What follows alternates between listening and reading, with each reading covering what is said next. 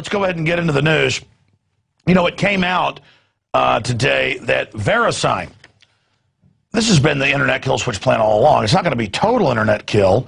It's going to be selective. We've already seen the Justice Department, same folks that ship guns into Mexico, cocaine back in. Oh, yeah, they've been caught. Fast and Furious goes really deep.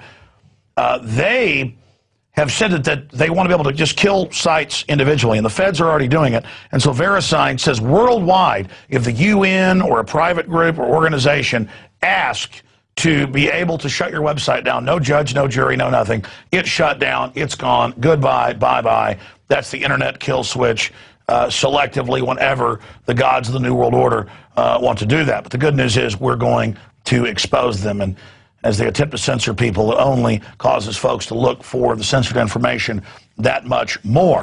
You see, freedom has a posse. Liberty's infective.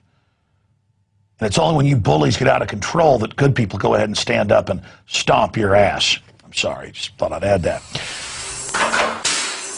But this whole VeriSign situation and the internet kill switch and the cybersecurity takeover system, that's only one small piece of the larger system. So that's what I want to talk about with you tonight, right now, is just a snapshot, and we'll do further pieces on this in the future, of what the cashless society means to our culture and to our society. When everything is cashless, when everything is digital, it allows them to surveil what you're doing, track what you're doing, but also tax you, and also increase prices on things that they know people absolutely want and are demanding.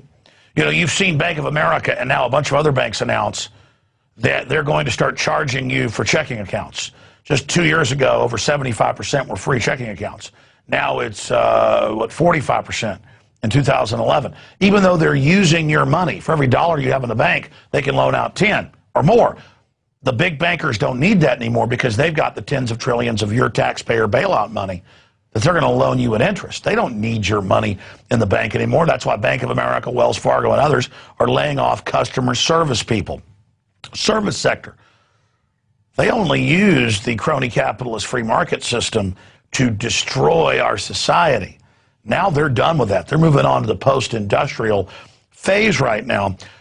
And we've put together some montage of articles here where they're trying to force people on to automatic transfers, automatic payments of their paycheck. And again, as everything phases from cash being basically demonized and obsolete over to digital, over to cashless, now they can add all the fees for using a debit card, $5, or add it for using a credit card, $5, or add it for having a bank account. And this is a system where there's no underground market, there's no basic freedom, there's no anonymity or privacy. It's total and complete control over the whole society. And guess who is pushing the banker dream? Herman Cains. I learned, we'll pause it right there for now, I learned 16 years ago that the Federal Reserve had a plan and was promoting through Federal Reserve pitchmen and economists to have a sales tax and a VAT on top of an income tax. And then they had Herman Cains, former head of the Federal Reserve, one of their spokesmen, out of Kansas City, promoted for years. And they had Neil Bortz promoted, but always promised we'll get rid of the income tax too.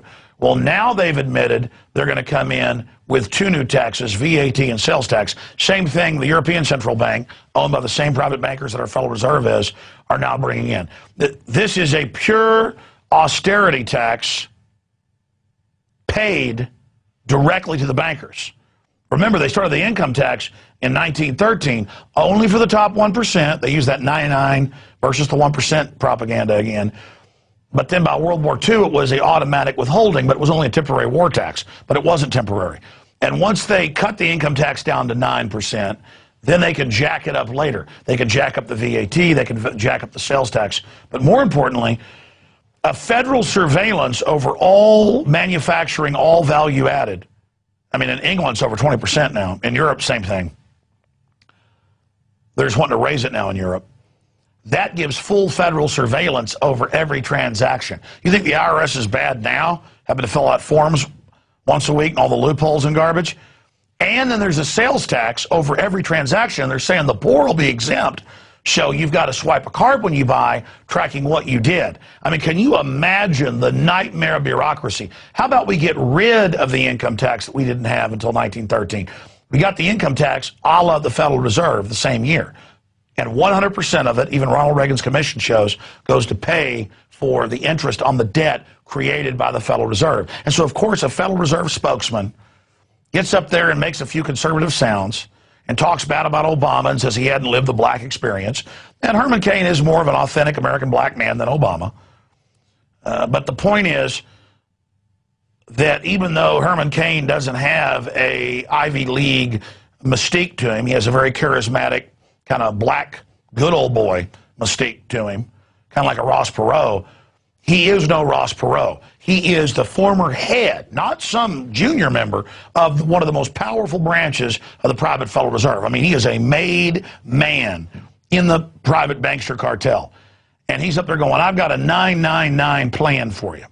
And he says in the debate tonight, I know I'll be attacked on my 999, but I'm going to go after Romney for his socialist health care plan that Obama used. The Federal Reserve endorsed that. They've endorsed the socialist Occupy Wall Street movement. They want to collectivize and get everybody under their control and siphon off most of the money. And so think about it.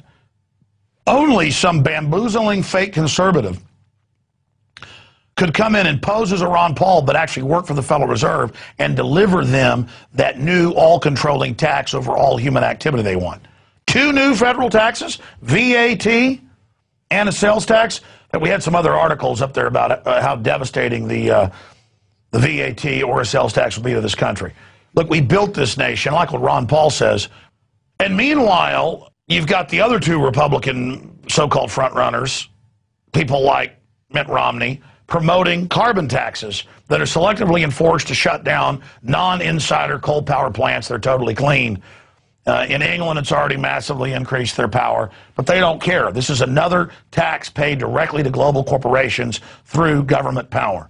And America, if you elect Herman Cain or Barack Obama again, or Mitt Romney, or Rick Perry, you get what you deserve. The people perish for lack of knowledge. Ron Paul's got the constitutional record. He predicted all of this. He's anti-Federal Reserve. And if you want to elect a Federal Reserve made Mafia Don, the head of the 4-state area based around Kansas City, go ahead, slit your wrist. I know, you like to fail, you like to get conned. I got it. I got it. I got it, don't worry. We're going to continue to move forward to defeat the globalist. Now I want to get into Chris Harkonnen Christie, the obese Baron Harkonnen floating around, and his fellow corporate Malthusian guys that want to cut all the benefits but never cut the corporate welfare and the tens of trillions of banker bailout. Chris Christie has now endorsed Mitt Romney, who was praised by Al Gore for wanting carbon taxes and wrote the Obama plan. And again, conservatives, mainline ones, love it. I mean, they love being conned. They love being gang raped. They love cashless societies. They love fluoride in their water. Just like Obama idiots love being conned by Obama and thought they'd get free cars and free houses from him. You've got Baron Harkonnen Christie endorsing, I guess, Fade Raban Romney, a little silly Dune analogy. If you're not aware of it, you haven't read the novels. The movie's pretty stupid, but so what? The point is, there you go. You love it. You got it. Again, they've sent out multiple shills to keep you away from Ron Paul. And, isn't Chris Christie great? He cut welfare. Not for the rich. I'm all for the free market. Just I'm tired of rich people getting my tax money. That's where most of it goes. It doesn't go to the poor welfare mom. She's just a ticking time bomb for the bankers that if she doesn't get her welfare check, her family's going to burn down half the city. She works with the bankers and doesn't know it. I'd rather her be free and not be on the plantation. But again, fat ass, that piece of trash, Christie, and that piece of trash, Romney, they got better plans for America. And I know they want a gang rape and you want it, but just not me, okay? It's a republic. Just because you vote for tyranny doesn't mean I got to go along with it. Okay. Let's move on. Hank Williams got persecuted. Everybody's favorite hillbilly.